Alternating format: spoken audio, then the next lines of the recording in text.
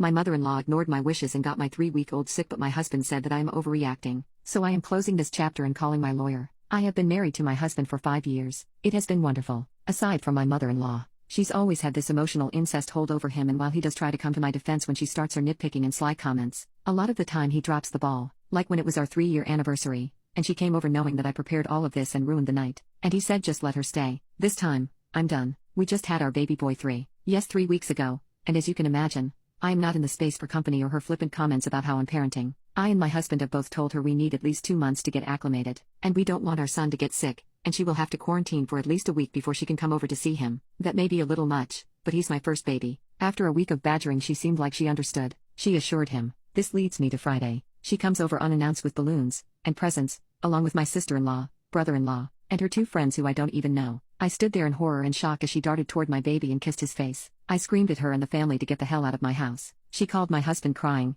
and he got back yesterday and told me that I needed to apologize and she's just happy for the first boy grandchild. I'm actually crying while writing this because now he has a fever, and my husband just doesn't get it. This is the last straw. I told him he needed to tell her to back off or I was done. He said I was overreacting, and she was just excited. His siblings did not know I didn't give her permission and they called and apologized profusely. His mother feels like she's being ganged up on. Yesterday I talked to him and I realized that I care so much about my baby getting sick, but he doesn't. I'm closing this chapter. I met with a good friend who is a lawyer and I'm getting all my ducks in order. My husband is calling and blowing up my phone. I blocked his mother because she was 2. I can't block him because he is the father of our child and he does have right to see his son, but I am done. He no longer has access to me. He'll have to go through a mediator, and only communication will be about our child. I'm heartbroken that 5 years are gone, but the fire inside of me from this situation is making it better. I would never be that evil to keep him away from our son unless he was physically abusive to him. Also, he couldn't have gotten sick from me because I've been holed up in a house for 3 weeks pretty much. I never said she could never see him, but 2 to 3 months before introducing your baby to people is recommended. It was barely a month.